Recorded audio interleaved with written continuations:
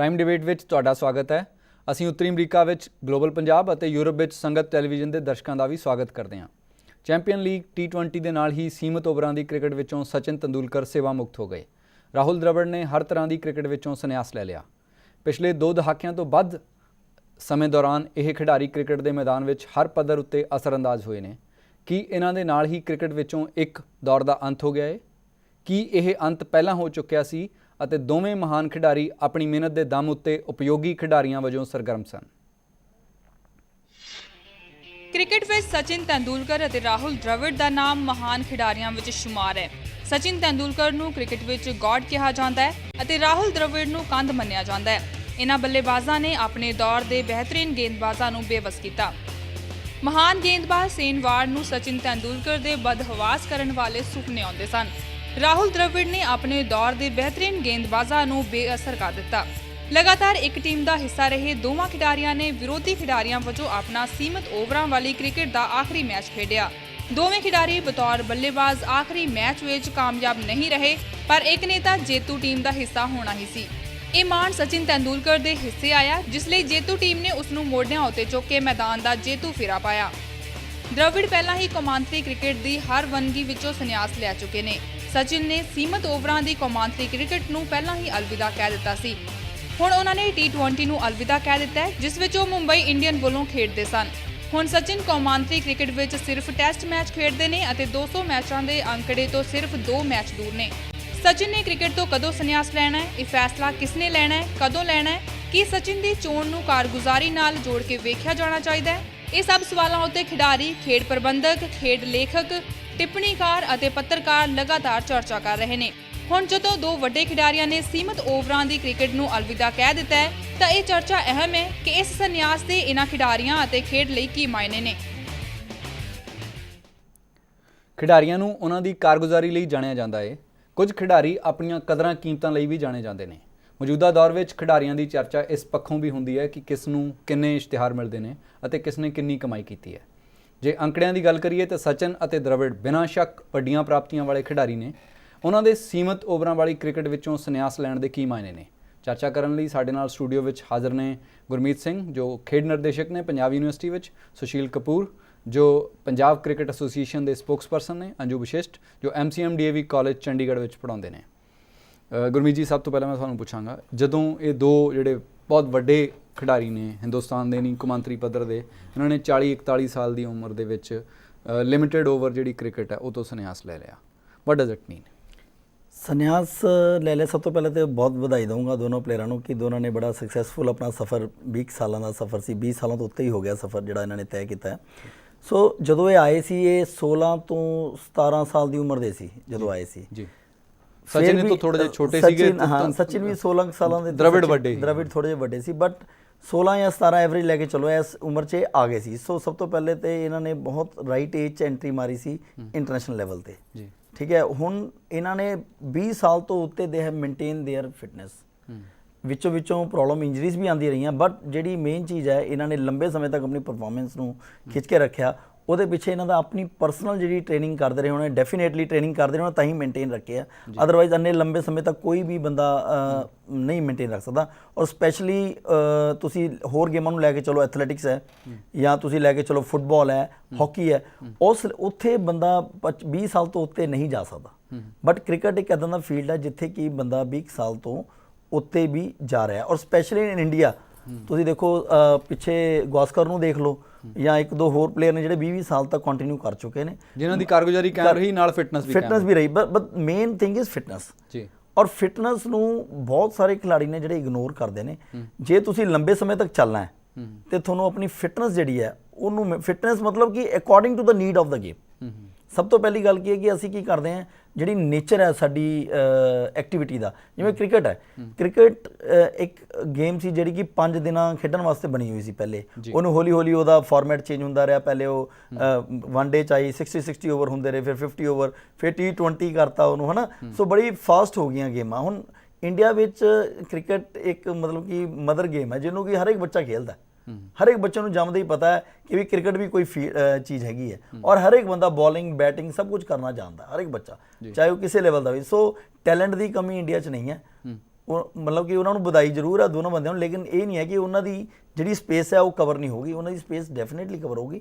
ਹਾਂ, ਇੱਕ ਅੱਛਾ ਐਕਸਪੀਰੀਅੰਸ ਪਲੇਅਰ ਜਿਹੜਾ ਕਿ ਇੰਟਰਨੈਸ਼ਨਲ ਲੈਵਲ ਤੇ ਬਹੁਤ ਮਤਲਬ ਕੰਟਰੋਲ ਕਰਕੇ ਖੇਡਦੇ ਸੀ, ਉਹਨਾਂ ਦੀ ਕਮੀ ਜ਼ਰੂਰ ਹੋਗੀ, ਲੇਕਿਨ ਉਹ ਸਾਡੇ ਜਿਹੜੇ ਪਲੇਅਰ ਯੰਗ ਪਲੇਅਰ ਆਏ ਨੇ ਉਹਨਾਂ ਨੇ ਉਸ ਚੀਜ਼ ਨੂੰ ਕਵਰ ਕਰ ਹੀ ਲੈਣਾ 100%। ਕਪੂਰ ਸਾਹਿਬ, ਤੁਸੀਂ ਕ੍ਰਿਕਟ ਦੀਆਂ ਬਹੁਤ ਸਾਰੀਆਂ ਟੀਮਾਂ ਦੇ ਮੈਨੇਜਰ ਰਹੇ ਹੋ। ਹੁਣ ਜਦੋਂ ਇਹ ਦੋਨੇ ਵੱਡੇ ਪਲੇਅਰ ਜਿਹੜੇ ਇਹ ਰਿਟਾਇਰ ਹੋਏ ਨੇ, ਖਾਸ ਤੌਰ ਤੇ ਲਿਮਿਟਿਡ ਓਵਰ ਗੇਮਸ ਦੇ ਵਿੱਚੋਂ, ਇਹਨਾਂ ਦਾ ਸਹੀ ਟਾਈਮ ਸੀ ਜਾਂ ਮਤਲਬ ਸਿਰਫ ਆਪਣੀ ਮਿਹਨਤ ਦੇ ਦਮ ਦੇ ਉੱਤੇ ਤੇ ਆਪਣੇ ਰੁਤਬੇ ਦੇ ਦਮ ਦੇ ਉੱਤੇ ਇਹਨਾਂ ਨੇ 2-2 3-3 ਸਾਲ ਵਾਧੂ ਲਾ ਲਏ? ਦੇਖੋ, ਮੈਂ ਇੱਕ ਬਹੁਤ ਗਲਤ ਫਹਿਮੀ ਹੈ ਆਮ ਜਨਤਾ ਦੇ ਵਿੱਚ ਵੀ ਕਿ ਜੀ ਇਹਨਾਂ ਨੇ ਵਾਧੂ ਸਮਾਂ ਲਾ ਲਿਆ ਜੀ।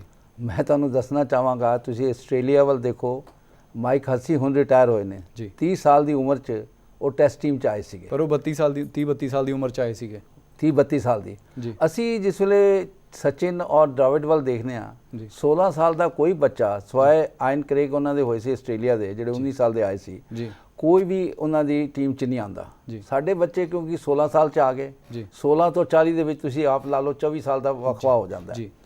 ਇਸ ਵੇਲੇ ਤੰਦੁਲਕਰ 40 ਦੇ ਕਰੀਬ ਨੇ, ਉਹੀ ਡਰਾਵਿਡ ਦੀ ਉਮਰ 1-ਅੱਧੇ ਸਾਲ ਦਾ ਫਰਕ ਹੈਗਾ। ਲੇਕਿਨ ਤੂੰ ਆਪਣੇ ਆਪ ਨੂੰ ਇੰਨੇ ਸਾਲਾਂ ਲਈ ਮੇਨਟੇਨ ਕੀਤਾ, ਇਹ ਤੁਸੀਂ ਦੇਖੋ ਕਿ ਕਿਸੇ ਵੀ ਹਿਸਟਰੀ ਦੇ ਵਿੱਚ ਤੁਸੀਂ ਦੇ ਕੇ ਜਾ ਕੇ ਦੇਖ ਲਓ, ਕਿਸੇ ਵੀ ਕੰਟਰੀ ਦੇ ਵਿੱਚ ਐਸਾ ਨਹੀਂ ਹੈ। ਸਾਡੇ ਹਿੰਦੁਸਤਾਨ 'ਚ ਜਿਹੜੇ ਵੀ ਕ੍ਰਿਕਟ ਦੇ ਸ਼ੌਕੀਨ ਨੇ, ਜਾਂ ਸਾਡੇ ਹਿੰਦੁਸਤਾਨ ਦੇ ਵਿੱਚ ਵੀ 10 ਬੰਦੇ ਨਹੀਂ ਹੋਣੇ ਜਿਹੜੇ 15 ਸਾਲ ਦੀ ਉਮਰ ਦੇ ਵਿੱਚ ਆ ਗਏ। ਹਾਂ, ਨਹੀਂ ਮਤਲਬ ਉਹ ਕਿਤੇ ਵੀ ਨਹੀਂ ਹੈਗੇ, ਉਹੀ ਕਹਿ ਰਿਹਾ, ਇਹਨਾਂ ਨੂੰ ਤਾਂ ਐਕਸੈਪਸ਼ਨਲ ਮੰਨਾਂਗੇ ਆਪਾਂ ਜਿਸ ਤਰੀਕੇ ਨਾਲ। ਔਰ ਇਹਨਾਂ ਨੇ ਇਸ ਵਾਸਤੇ, ਰਾਹੁਲ ਦ੍ਰਵਿੜ 21-22 ਸਾਲ ਦੀ ਉਮਰ ਦੇ ਵਿੱਚ ਆਏ ਸੀਗੇ, ਤੰਦੂਲਕਰ 15 ਤੋਂ। ਦੇਖੋ ਜੀ, ਇਹ ਦੇਖੋ ਵਕਤ ਦੀ ਗੱਲ ਹੈ। ਵੈਸੇ ਇੱਕ ਅਸੀਂ ਅੱਜ ਕੱਲ੍ਹ ਇੱਕ ਟੂਰਨਾਮੈਂਟ ਕਰਾ ਰਹੇ ਹਾਂ, ਧਰੁਵ ਪਾਂਡਵ ਟਰੋਫੀ, ਉਹਦੇ ਵਿੱਚ ਜਿਹੜੇ ਧਰੁਵ ਪਾਂਡਵ ਸੀ, ਜੋ 19 ਸਾਲ ਦੀ ਉਮਰ 'ਚ ਉਹਨਾਂ ਦਾ ਉਹ ਐਕਸੀਡੈਂਟ ਨਾਲ ਡੈਥ ਹੋ ਗਈ ਜੀ। ਔਰ ਪਿਛਲੀ ਵਾਰੀ ਜਦ ਮੇਰੀ ਤੰਦੁਲਕਰ ਨਾਲ ਗੱਲ ਹੋਈ, ਉਸ ਟੂਰਨਾਮੈਂਟ 'ਚ ਉਹਨਾਂ ਨੇ ਲਿਖਿਆ ਕਿ ਉਸ ਦੇ ਤੋਂ ਬੈਟਰ ਖੱਬੂ ਬੱਲੇਬਾਜ਼ ਕੋਈ ਨਹੀਂ ਸੀਗਾ, ਇਹਦੇ ਨਾਲ ਦੀ ਖੇਡਦੇ ਸੀ ਕਿ ਅਗਰ ਉਹ ਜ਼ਿੰਦਾ ਹੁੰਦਾ ਦੇਖੋ ਨਹੀਂ ਕਿੱਥੇ ਤੱਕ ਪਹੁੰਚਦਾ ਜੀ। ਮਕਸਦ ਕਹਿੰਦਾ ਹੈ ਕਿ ਇਹ ਦੋਨੋਂ, ਇਹ ਗੱਲ ਤਾਂ ਕਾਂਬਲੀ ਬਾਰੇ ਵੀ ਕਹੀ ਜਾਂਦੀ ਸੀ ਕਿ ਕਾਂਬਲੀ ਵੀ ਬਹੁਤ ਵਧੀਆ ਬੈਟਸਮੈਨ ਸੀ। ਇੱਕ ਤੁਹਾਡੇ ਕੋਲ ਪੋਟੈਂਸ਼ੀਅਲ ਹੋਣਾ, ਉਸ ਪੋਟੈਂਸ਼ੀਅਲ ਨੂੰ ਮਟੀਰੀਅਲਾਈਜ਼ ਕਰਨਾ, ਨਾਲ ਫਿਟਨੈਸ ਕਾਇਮ ਰੱਖਣਾ, ਉਹਦਾ ਜਿਹੜਾ ਜਮਾ ਜੋੜਾ ਉਹ ਤੰਦੁਲਕਰ ਹੈ। ਉਹ ਬਿਲਕੁਲ ਹੈ ਜੀ। ਦੇਖੋ, ਤੁਹਾਨੂੰ ਪਤਾ ਹੈ ਕਿ discipline of the mind and body ਇਹ ਬਹੁਤ ਜ਼ਰੂਰੀ ਨੇ ਕਿਸੇ ਵੀ ਖਿਲਾੜੀ ਨੂੰ, ਕਿਸੇ ਵੀ, ਚਾਹੇ ਉਹ ਫੁੱਟਬਾਲ ਦਾ ਖਿਲਾੜੀ ਹੋਵੇ, ਚਾਹੇ ਕ੍ਰਿਕਟ ਦਾ ਹੋਵੇ, ਚਾਹੇ ਹਾਕੀ ਦਾ ਹੋਵੇ। ਇਹ ਜ਼ਰੂਰੀ ਮੰਨ ਕੇ ਚੱਲਣਾ ਪੈਂਦਾ ਕਿ ਜਿਸ ਤਰ੍ਹਾਂ ਮੈਨੂੰ ਕਹਿ ਰਹੇ ਸੀਗੇ ਕਿ ਇਹਨੂੰ ਆਪ ਨੂੰ ਮੇਨਟੇਨ ਕਰਨ ਲਈ, ਮੈਂ ਕਹਿੰਦਾ ਜੀ ਮਾਈਂਡ ਦਾ ਡਿਸਿਪਲਿਨ। ਤੁਸੀਂ ਕਿਸੇ ਵੇਲੇ ਵੀ ਤੰਦੁਲਕਰ ਨੂੰ ਮੈਂ ਬੜੇ ਕਲੋਜ਼ ਕੁਆਰਟਰਸ ਤੋਂ ਦੇਖਿਆ, ਅਗਰ ਉਹ ਬਾਹਰ ਬੈਠੇ ਨੇ ਇੰਜਰੀ ਦੀ ਵਜ੍ਹਾ ਕਰਕੇ, ਉਹਨੂੰ ਤੁਸੀਂ ਕਦੀ ਵੀ ਨਹੀਂ ਦੇਖੋਗੇ ਕਿਸੇ ਨਾਲ ਗੱਲਬਾਤ ਕਰਨਾ।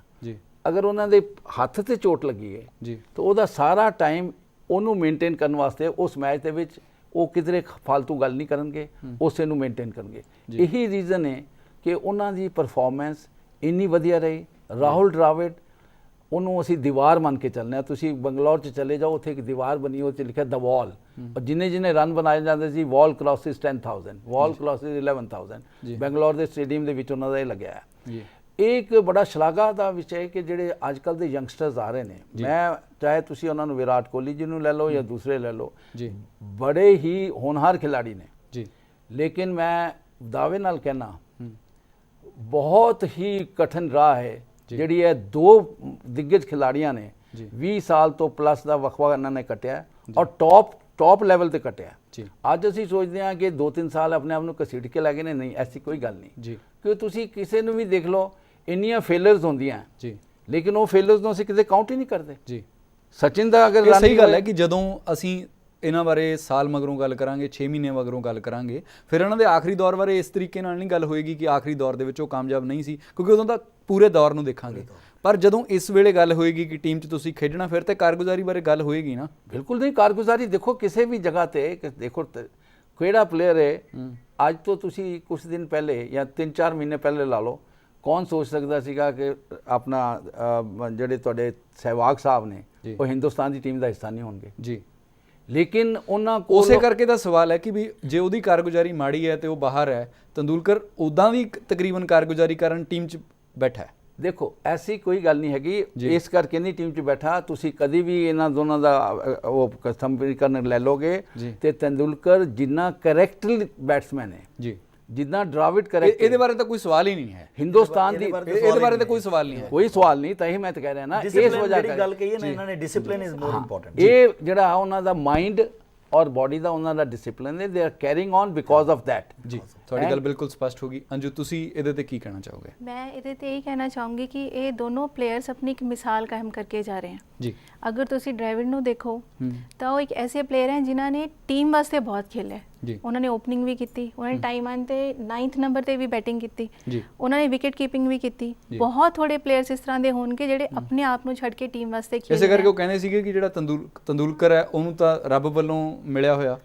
ਪਰ ਮੈਨੂੰ ਮਿਹਨਤ ਕਰਕੇ ਕਰਨਾ ਪਿਆ ਸਾਰਾ ਕੁਛ। ਮੇਨ ਕਰਕੇ ਕਰਨਾ ਪਿਆ। ਔਰ ਤੇਂਦੁਲਕਰ ਨੇ ਵੀ ਆਪਣਾ ਇੱਕ ਸਟਾਈਲ ਕ੍ਰੀਏਟ ਕੀਤਾ ਹੈ। ਮੈਂ ਇਹ ਸਮਝਦੀ ਹਾਂ ਕਿ ਅਗਰ ਕਿਸੇ ਕੰਟਰੀ ਦੇ ਵਿੱਚ ਸਪੋਰਟਸ ਨੂੰ ਕਿਸੇ ਬੁਲੰਦੀ ਤੇ ਲੈ ਕੇ ਜਾਣਾ ਹੈ, ਕਿਸੇ ਗੇਮ ਨੂੰ ਕਿਸੇ ਬੁਲੰਦੀ ਤੇ ਲੈ ਕੇ ਜਾਣਾ ਹੈ, ਤਾਂ ਉਸ ਕੰਟਰੀ ਦੇ ਵਿੱਚ ਉਸ ਗੇਮ ਦਾ ਕਲਚਰ ਕ੍ਰੀਏਟ ਕਰਨਾ ਪਏਗਾ। ਜੀ, ਇਹ ਦੋਨੋਂ ਪਲੇਅਰਸ ਨੇ ਉਹ ਕਲਚਰ ਕ੍ਰੀਏਟ ਕੀਤਾ ਹੈ। ਜੀ, ਲੋਕੀ ਅੱਜ ਅਗਰ ਬੈਟਿੰਗ ਕਰਨਾ ਚਾਹੁੰਦੇ ਆ ਤਾਂ ਉਹ ਤੇਂਦੁਲਕਰ ਦੀ ਤਰ੍ਹਾਂ ਕਰਨਾ ਚਾਹੁੰਦੇ ਆ, ਉਹਨੂੰ ਗॉडਫਾਦਰ ਮੰਨ ਕੇ ਕਰਨਾ ਚਾਹੁੰਦੇ ਆ। ਜੀ, ਅਗਰ ਇੱਕ ਟੀਮ ਪਲੇਅਰ ਬਣਨਾ ਚਾਹੁੰਦੇ ਆ ਤਾਂ ਡਰਾਵਿਡ ਦੀ ਤਰ੍ਹਾਂ ਬਣਨਾ ਚਾਹੁੰਦੇ ਆ। ਉਹਨਾਂ ਨੇ ਕੰਟਰੀ ਦੇ ਵਿੱਚ ਇੱਕ ਕਲਚਰ ਕ੍ਰੀਏਟ ਕਰਤਾ, ਆਪਣੀ ਇੱਕ ਥਾਂ ਬਣਾਤੀ। ਈਰਾ ਖਤਮ ਨਹੀਂ ਹੋਇਆ, ਇਸ ਈਰਾ ਨੂੰ ਲੋਕੀ ਫੋਲੋ ਕਰਨਗੇ। ਆਉਣ ਵਾਲੇ ਪਲੇਅਰਸ ਉਹਨਾਂ ਨੂੰ ਦੇਖ ਕੇ ਕੁਝ ਸਿੱਖਣਗੇ, ਕੁਝ ਕਰਨਗੇ। ਜੀ, ਠੀਕ ਹੈ। ਪਰ ਜਿੱਥੇ ਤੱਕ ਆਪਾਂ ਦੌਰ ਦੀ ਗੱਲ ਕਰਦੇ ਹਾਂ ਜਾਂ ਜਦੋਂ ਆਪਾਂ ਇਹ ਗੱਲ ਕਰਦੇ ਹਾਂ ਕਿ ਕੌਣ ਕਿਹਦੇ ਵਰਗਾ ਹੋਣਾ ਚਾਹੁੰਦਾ ਹੈ, ਜਦੋਂ ਗਵਾਸਕਰ ਖੇਡ ਰਿਹਾ ਸੀ ਉਦੋਂ ਲੋਕ ਗਵਾਸਕਰ ਵਰਗਾ ਹੋਣਾ ਚਾਹੁੰਦੇ ਸੀਗੇ। ਗਵਾਸਕਰ ਦੇ ਨਾਲ ਹੀ ਅਜ਼ਹਰੁਦੀਨ ਆਇਆ। ਅਜ਼ਹਰੁਦੀਨ ਜਿਸ ਤਰੀਕੇ ਨਾਲ ਆਪਣੀ ਕਲਾਈ ਦੀ ਵਰਤੋਂ ਕਰਦਾ ਸੀ, ਸਾਰੀ ਦੁਨੀਆ ਮਤਲਬ ਉਹਨਾਂ ਨੂੰ ਹੀ ਲੱਗਦਾ ਸੀ ਕਿ ਉਹ ਸਿੰਫਨੀ ਕ੍ਰੀਏਟ ਕਰ ਦਿੰਦਾ ਉਹਦੇ ਨਾਲ, ਉਹਦਾ ਉਹਦੇ ਹੋਣਾ ਚਾਹੁੰਦੇ ਸੀ। ਫਿਰ ਤੰਦੁਲਕਰ ਹੈ, ਉਹ ਤੋਂ ਬਾਅਦ ਇਸ ਵੇਲੇ ਰਾਹੁਲ ਦ੍ਰਵਿੜ ਹੈ, ਨਾਲ ਗੇਲ ਇੱਕ ਪਾਸੇ ਖੇਡ ਰਿਹਾ। ਤੇ ਉਹਦਾ ਹਰ ਦੌਰ ਦੀ ਆਪਣੀ ਕਹਾਣੀ ਹੋਏਗੀ। ਲੇਕਿਨ ਹਰ ਦੌਰ ਦੀ ਆਪਣੀ ਕਹਾਣੀ ਹੋਏਗੀ। ਉਸ ਦੇ ਹਿਸਾਬ ਨਾਲ ਕ੍ਰਿਕਟ ਚੇਂਜ ਹੋਈ ਹੈ, ਹੁੰਦੀ ਵੀ ਰਹੀ ਹੋਏਗੀ, ਅੱਗੇ ਹੋਰ ਵੀ ਚੇਂਜ ਹੋਏਗੀ। ਲੇਕਿਨ ਇੱਕ ਅੱਛੇ ਐਕਸਪੀਰੀਅੰਸ ਪਲੇਅਰ ਤੋਂ ਆਉਣ ਵਾਲੇ ਪਲੇਅਰ ਕੀ ਸਿੱਖਦੇ ਆ, ਉਹਦੀ ਮਿਸਾਲੇ ਕਾਇਮ ਕਰਕੇ ਜਾ ਰਹੇ ਮਤਲਬ ਖਿਡਾਰੀ ਵਜੋਂ ਦੀ ਬਜਾਏ ਹੁਣ ਉਹ ਪ੍ਰਬੰਧਕ ਵਜੋਂ ਜਾਂ ਕੋਚ ਵਜੋਂ ਕੀ ਭੂਮਿਕਾ ਨਿਭਾ ਸਕਦੇ ਨੇ? ਬਹੁਤ ਸਾਰੇ ਅਪਕਮਿੰਗ ਪਲੇਅਰਸ ਵਾਸਤੇ ਕੰਟਰੋਵਰਸੀ ਤੁਸੀਂ ਦੇਖੋ ਨਾ, ਉਹ ਪਲੇਅਰ ਕੰਟਰੋਵਰਸੀ 'ਚ ਨਹੀਂ ਕਦੇ ਪਏ, ਕਦੀ ਨਹੀਂ ਪਏ। ਉਹਨਾਂ ਨੇ ਕਦੇ ਵੀ ਐਦਾਂ ਦਾ ਮਾਹੌਲ ਨਹੀਂ ਕ੍ਰੀਏਟ ਕੀਤਾ। ਇਨਡਿਸਪਲਿਨ ਜਿਹੜਾ ਮਾਹੌਲ ਹੈ ਨਾ, ਉਹ ਕ੍ਰਿਕਟ 'ਚ ਕ੍ਰੀਏਟ ਨਹੀਂ ਕੀਤਾ। ਕ੍ਰਿਕਟ ਦਾ ਨਾਮ ਕਿਹਦੇ ਨਾਲ ਜੁੜਿਆ ਹੋਇਆ? ਗਲੈਮਰ ਦੇ ਨਾਲ। ਜੀ, ਹਮੇਸ਼ਾ ਜੁੜਿਆ ਹੋਇਆ ਨਾ ਗਲੈਮਰ ਦੇ ਨਾਲ। ਔਰ ਇਹ ਦੋਨੋਂ ਚੀਜ਼ਾਂ ਤੋਂ ਬਾਹਰ ਰਹੇ। ਇਹ ਤੇ ਜੀ ਜੈਂਟਲਮੈਨਸ ਗੇਮ ਗੇਮ, ਇਹ ਜੈਂਟਲਮੈਨ ਗੇਮ ਦਾ ਜਿਹੜਾ ਨਾਮ ਦਿੱਤਾ ਹੈ ਨਾ, ਨੂੰ ਪਤਾ ਹੋਣਾ ਹੈ ਕਿ ਕਿਸੇ ਵੇਲੇ ਜਿਸ ਵੇਲੇ ਕੋਈ ਕਿਸੇ ਨਾਲ ਬੁਰਾ ਕੰਮ ਕਰਦਾ ਸੀ ਜੀ, ਤੇ ਅੰਗਰੇਜ਼ੀ 'ਚ ਉਹਦੀ ਕਹਾਵਤ ਹੈ, ਇਟ ਇਜ਼ਨਟ ਕ੍ਰਿਕਟ, ਕਿ ਤੂੰ ਮੇਰੇ ਨਾਲ ਠੀਕ ਨਹੀਂ ਕਰ ਰਿਹਾ। ਔਰ ਤੁਸੀਂ ਦੇਖੋ, ਪਰ ਹੁਣ ਇਸ ਧਾਰਨਾ ਦੇ ਉੱਤੇ T20 ਦੇ ਨਾਲ ਤੇ ਬਾਕੀ ਮੈਚ ਫਿਕਸਿੰਗ ਦੇ ਨਾਲ ਤੇ ਹੋਰ ਬਹੁਤ ਸਾਰੀਆਂ ਗੱਲਾਂ ਨਾਲ ਬਹੁਤ ਸਾਰੇ ਸਵਾਲ ਹੋ ਗਏ ਆ।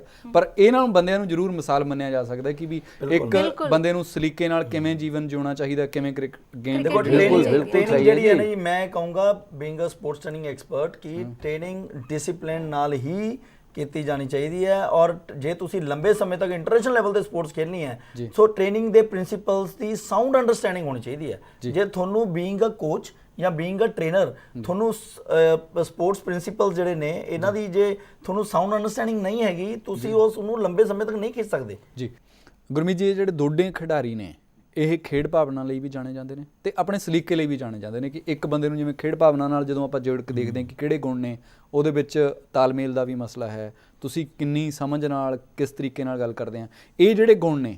ਹੁਣ ਜਿਸ ਕਿਸਮ ਦੀ ਸਾਰੀ ਗੇਮ ਹੋ ਰਹੀ ਹੈ, ਬਹੁਤ ਸਪੀਡ ਨਾਲ ਤਟਾਫਟ ਸਾਰਾ ਕੁਝ ਹੋ ਰਿਹਾ, ਉਹਦੇ ਵਿੱਚ ਇਹਨਾਂ ਦੀ ਕੀ ਅਹਿਮੀਅਤ ਬਣਦੀ ਹੈ? ਦੇਖੋ, ਜਿਹੜੀ ਸਪੀਡ ਵਾਲੀ ਗੱਲ ਤੁਸੀਂ ਹੁਣ ਕੀਤੀ ਹੈ ਨਾ, ਸਪੀਡ ਏਜਿੰਗ ਜਦੋਂ ਹੁੰਦੀ ਹੈ ਨਾ, ਜਦੋਂ ਤੁਸੀਂ ਬੁਢਾਪੇ ਵੱਲ ਜਾ ਰਹੇ ਹੋ ਹੌਲੀ ਹੌਲੀ, ਤੇ ਸਪੀਡ ਰਿਐਕਸ਼ਨ ਟਾਈਮ ਜਿਹੜਾ ਹੈ ਨਾ, ਉਹ ਸਪੀਡ ਦੀ ਇੱਕ ਐਬਿਲਿਟੀ ਹੈ ਜੀ। ਸੋ ਉਹ ਕੀ ਹੈ ਕਿ ਉਹਨੇ ਸਲੋ ਹੋਣਾ ਹੀ ਹੋਣਾ ਏਜ ਦੇ ਨਾਲ ਜੀ।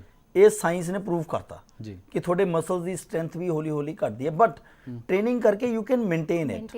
ਬਟ ਜਿਹੜਾ ਰਿਐਕਸ਼ਨ ਟਾਈਮ ਹੈ ਨਾ, ਉਹ ਤੁਸੀਂ ਉਹ ਜਿਹੜੀ ਯੰਗ ਏਜ ਹੁੰਦਾ ਹੈ ਨਾ, ਉਹ ਤੁਸੀਂ ਇੱਕ 40 ਸਾਲ ਵਾਲਾ ਜਿੰਨਾ ਮਰਜ਼ੀ ਫਿੱਟ ਹੋਵੇ ਉਹਦਾ ਰਿਐਕਸ਼ਨ ਟਾਈਮ 22 ਵਾਲੇ ਨਾਲ, ਰਿਐਕਸ਼ਨ ਟਾਈਮ ਉਹਨਾਂ ਨਹੀਂ, ਮਤਲਬ ਉਹਦਾ ਨਿਕਲ ਸਕਦਾ ਜਿੰਨਾ ਕਿ ਬੰਦਾ 20-25 ਸਾਲ ਵਾਲੇ ਬੱਚੇ ਦਾ ਹੁੰਦਾ ਜੀ। ਇਹ ਸਾਨੂੰ ਮੰਨ ਕੇ ਚੱਲਣਾ ਪੈਣਾ, ਇਹ ਪ੍ਰੂਵ ਹੋ ਚੁੱਕਿਆ। ਬਹੁਤ ਸਾਰੀ ਸਟੱਡੀਜ਼ ਨੇ ਜਿਹੜੀ ਇਹ ਕਹਿੰਦੇ ਕਿ ਰਿਐਕਸ਼ਨ ਹੁਣ ਸਪੀਡ ਵਾਲੀ ਗੇਮ ਹੈ। 2020 is a totally speed game. ਤੁਸੀਂ ਉੱਥੇ ਥੋੜਾ ਸਪੀਡ ਜਿਹੜੀ ਐਬਿਲਿਟੀ ਹੈ, ਇਟਸ ਕਾਊਂਟਸ ਅ ਲੋਟ।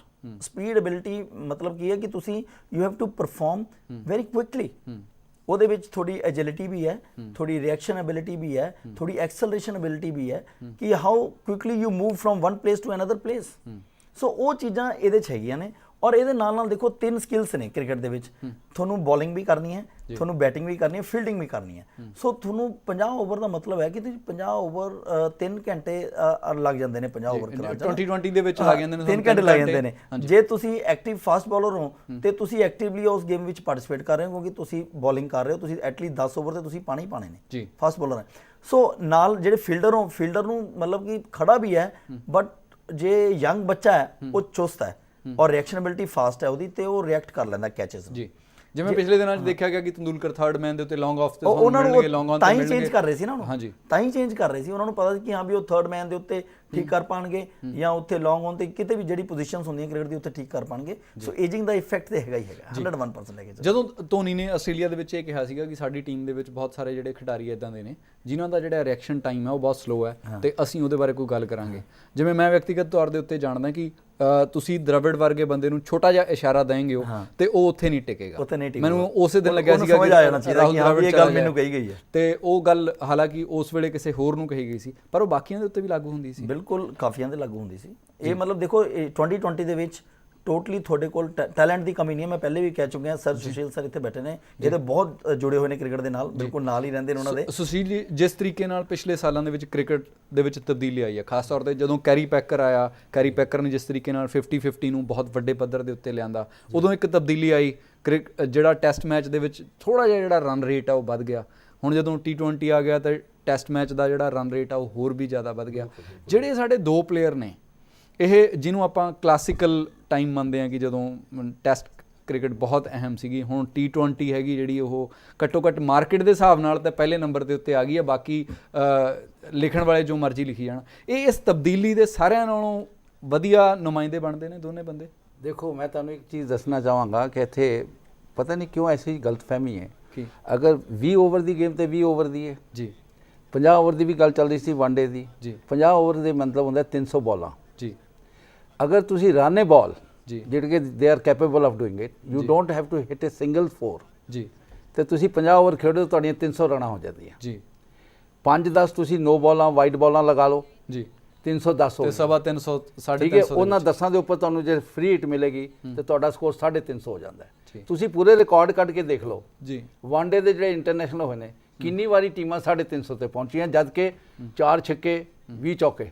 ਜੀ, ਜਿਸ ਵੇਲੇ ਅਗਰ ਉਹਨਾਂ ਦੇ ਵਿੱਚੋਂ ਅਗਰ ਤੁਸੀਂ 10 ਚੌਕੇ ਵੀ ਲਗਾ ਲੋਗੇ ਤੇ ਤੁਹਾਡੇ ਕੋਲ ਉਹਨੇ ਬਾਲ ਹੋਵੇ ਬਚ ਕੇ ਤੇ ਤੁਹਾਡੀ 450 ਪਹੁੰਚ ਜਾਂਦੀ ਹੈ ਜੀ। ਇਹ ਇੱਕ ਖੁਸ਼ਫਹਿਮੀ ਹੈ ਕਿ ਜਿਹੜੇ ਬਾਹਰ ਬੈਠੇ ਦਰਸ਼ਕ ਮੇਰੇ ਵਰਗੇ ਜਾਂ ਤੁਹਾਡੇ ਵਰਗੇ ਨੇ ਉਹ ਕਹਿੰਦੇ ਨੇ ਯਾਰ ਚੌਕਾ ਮਾਰ ਛੱਕਾ ਮਾਰ। ਜੀ, ਅਗਰ ਇਹਨਾਂ ਕੋਲ ਉਹ ਟੈਕਨੀਕ ਹੈਗੀ ਹੈ, ਇੱਕ ਵਿਦਆਊਟ ਇਵਨ ਹਿਟਿੰਗ ਏ 4 ਜੀ, ਤੁਸੀਂ ਬਾਲ ਨੂੰ ਪਲੇਸ ਕਰੋ ਜੀ, ਦੋ ਫੀਲਡਰਾਂ ਦੇ ਵਿੱਚ ਪਲੇਸ ਕਰੋ, ਯੂ ਰਨ ਏ ਸਿੰਗਲ। ਜੀ, 6 ਵਾਰੀ ਤੁਸੀਂ ਦੌੜੋਗੇ ਜੀ, you will displace the fielder. ਇਹ ਜਿਸ ਤਰ੍ਹਾਂ ਟ੍ਰੇਨਿੰਗ ਦੀ ਗੱਲ ਕਰ ਰਹੇ ਸੀਗੇ, ਫਿਟਨੈਸ ਦੀ ਗੱਲ ਕਰ ਰਹੇ ਸੀ, ਫੀਲਡਰ ਨੂੰ ਉਠਾਓਗੇ, ਚੌਕਾ ਮਾਰੋਗੇ ਤੇ ਬਾਹਰ ਚਲੀ ਗਈ ਬਾਲ ਆ ਗਈ, fielder has not moved, you have done nothing. ਜੀ। ਪਰ ਉਹ ਦੌਰ ਜਿਹੜੇ ਜਿਵੇਂ ਮੈਂ ਬਹੁਤ ਗਵਾਸਕਰ ਨੂੰ ਬਹੁਤ ਵਾਰੀ ਗੱਲ ਕਰਦਿਆਂ ਸੁਣਿਆ ਵੀ ਉਹਨੂੰ ਸਾਰਿਆਂ ਨਾਲੋਂ ਵਧੀਆ ਚੌਕਾ ਉਹ ਲੱਗਦਾ ਹੈ ਜਿਹਦੇ ਪਿੱਛੇ ਦੋ ਖਿਡਾਰੀ ਭੱਜਣ ਤੇ ਉਹ ਬਿਲਕੁਲ ਅੰਤ ਤੱਕ ਜਾ ਕੇ ਉਹਨਾਂ ਨੂੰ ਲੱਗੇ ਹੁਣ ਰੁਕੀ ਤੇ ਬਾਲ ਕ੍ਰਾਸ ਕਰ ਜਾਵੇ। ਬਿਲਕੁਲ ਜੀ। ਪਰ ਉਹ ਦੌਰ ਨਿਕਲ ਨਹੀਂ ਗਿਆ ਹੁਣ ਤੇ ਦੇਖੋ ਨਿਕਲ ਗਿਆ। ਦੇਖੋ ਕਈ ਚੀਜ਼ਾਂ ਹੁੰਦੀਆਂ ਬੜੀਆਂ ਅੱਛੀਆਂ ਜਿਹੜੀਆਂ ਚੀਜ਼ਾਂ ਹੈ, ਅਗਰ ਉਹ ਨਿਕਲ ਜਾਣ ਜੀ ਤੇ ਸਾਨੂੰ ਦੁੱਖ ਹੋਣਾ ਚਾਹੀਦਾ। ਕੁਝ ਨਵੀਆਂ ਚੀਜ਼ਾਂ ਵੀ ਆ ਗਈਆਂ ਨਾ। ਨਹੀਂ ਨਵੀਆਂ ਦੇਖੋ, ਇੱਕ ਮਿੰਟ ਲਈ ਦੇਖੋ, ਇੱਕ ਮਿੰਟ, ਜਿਹੜੀ ਇੱਕ ਕੋਈ ਵੀ ਚੀਜ਼ ਅਗਰ ਇੱਕ ਰਨਿੰਗ ਦਾ ਵਾਟ ਮਿਲਖਾ ਸਿੰਘ ਜਾਂ ਮਿਲਖਾ ਸਿੰਘ ਜੀ ਦੌੜਦੇ ਸੀਗੇ, ਉਹਦੇ ਟਰੈਕ ਦੇ ਉੱਪਰ ਦੌੜਨਾ, ਟਾਈਮਿੰਗ ਕਰਨਾ ਅਲੱਗ ਗੱਲ ਹੈ ਜੀ।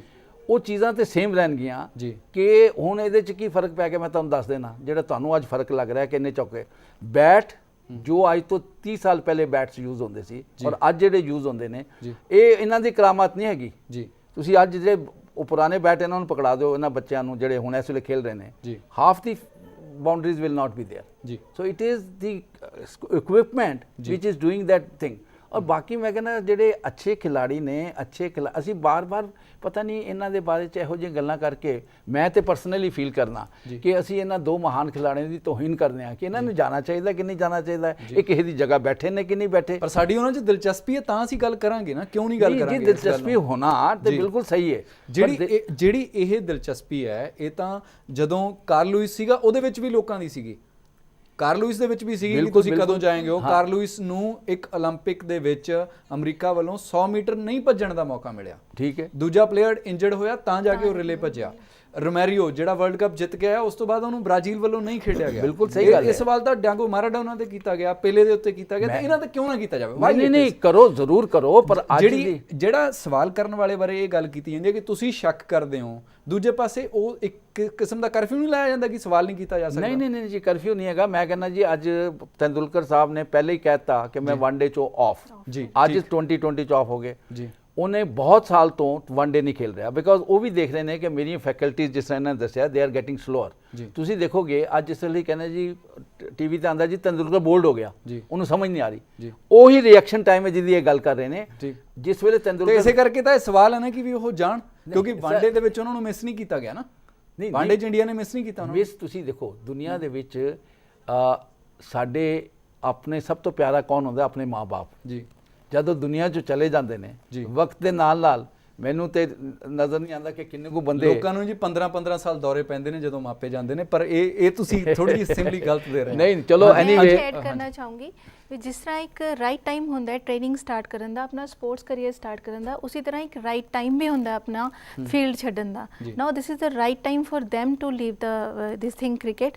ਲੇਕਿਨ ਮੈਂ ਇਹਦੇ ਨਾਲ ਇਹ ਕਹੂੰਗੀ ਕਿ ਉਹ ਬੜੇ ਰਿਸਪੈਕਟਫੁਲੀ ਇਹ ਚੀਜ਼ ਛੱਡ ਰਹੇ ਹੈ। ਉਹ ਆਪਣੇ ਜਿਹੜਾ ਉਹ ਮੈਕਸਿਮਮ ਦੇ ਸਕਦੇ ਸੀ ਉਹਨਾਂ ਨੇ ਦਿੱਤਾ ਹੈ, ਉਹ ਦੇ ਵੀ ਰਹੇ ਹੈ, ਹਲੇ ਵੀ ਖੇਲ ਰਹੇ ਹੈ, ਉਹ ਇਸ ਟਾਈਮ ਛੱਡ ਰਹੇ ਹੈ। ਲੋਕਾਂ ਦੇ ਮਨ 'ਚ ਉਹਨਾਂ ਵਾਸਤੇ ਬੜੀ ਰਿਸਪੈਕਟ ਹੈ। ਅਗਰ ਇਸ ਟਾਈਮ ਤੇ ਉਹ ਛੱਡਦੇ ਆ, ਆਈ ਥਿੰਕ ਕਿ this is the right time to leave cricket for both of them। Cricket ਜਿਹੜੀ ਹੈ ਉਹਨਾਂ ਦੀ ਹੁਣ ਕੰਟਰੀਬਿਊਸ਼ਨ ਕੀ ਹੈ ਕਿ ਐਜ਼ ਅ ਪ੍ਰੋਮੋਸ਼ਨ ਜੀ, ਹੁਣ ਤੁਸੀਂ ਉਹ ਕ੍ਰਿਕਟ ਦੀ ਪ੍ਰੋਮੋਸ਼ਨ ਕਿਸ ਤਰ੍ਹਾਂ ਕਰਦੇ ਨੇ?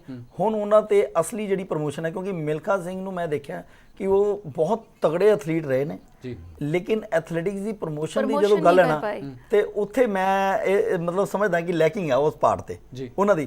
ਸੋ ਤੇਂਦੁਲਕਰ ਤੇ ਦ੍ਰਵਿੜ ਤੋਂ ਅਸੀਂ ਐਕਸਪੈਕਟ ਕਰਾਂਗੇ, being a normal human being a citizen of this country, ਕਿ ਵੀ ਉਹ ਐਸ ਗੇਮ ਨੂੰ ਪ੍ਰਮੋਟ ਕਿਸ ਤਰ੍ਹਾਂ ਕਰਦੇ ਨੇ in future as ambassadors of goodwill. ਠੀਕ ਹੈ, ਉਹਨਾਂ ਦੇ ਆਪਣਾ ਬੇਟਾ ਵੀ ਉਹਦੇ ਚ ਕ੍ਰਿਕਟ ਚ ਆ ਰਿਹਾ ਹੌਲੀ, ਲੇਕਿਨ ਉਹ ਮਾਸਸ ਦੇ ਵਿੱਚ ਕਿੱਦਾਂ ਕ੍ਰਿਕਟ ਨੂੰ ਪ੍ਰਮੋਟ ਕਰਦੇ ਨੇ, ਲੋਕਾਂ ਦੇ ਵਿੱਚ ਕਿੱਦਾਂ ਜਾਂਦੇ ਨੇ। ਜਿਸ ਤਰਜ ਦੇ ਉੱਤੇ ਗਵਾਸਕਰ ਨੇ, ਰਵੀ ਸ਼ਾਸਤਰੀ ਨੇ ਜਿਹੜਾ ਕੰਮ ਕੀਤਾ, ਉਹ ਕਿਵੇਂ ਕਰਦੇ ਨੇ? ਉਹਨਾਂ ਨੇ commentary, I don't know Ravi Shastri ਨੇ ਗੇਮ ਨੂੰ ਪਰ ਰਵੀ ਸ਼ਾਸਤਰੀ ਕਮੈਂਟਰੀ ਕਰਕੇ ਕੀਤਾ ਉਹਨਾਂ ਨੇ, ਜਾਂ ਕੋਈ ਉਹਨਾਂ ਨੇ ਅਕੈਡਮੀਜ਼ ਖੋਲੀਆਂ ਨੇ, ਜਾਂ ਉਹਨਾਂ ਨੇ ਜਾ ਕੇ ਜਗ੍ਹਾ ਤੋਂ ਟੈਲੈਂਟ ਲੱਭ ਕੇ ਕੁਝ ਟੈਲੈਂਟਡ ਪਲੇਅਰਸ ਨੂੰ ਅਕੈਡਮੀਜ਼ ਚ ਪਾਇਆ। ਮਤਲਬ ਪ੍ਰੋਮੋਸ਼ਨ ਕਈ ਤਰ੍ਹਾਂ ਦੀ ਹੈ ਜੀ।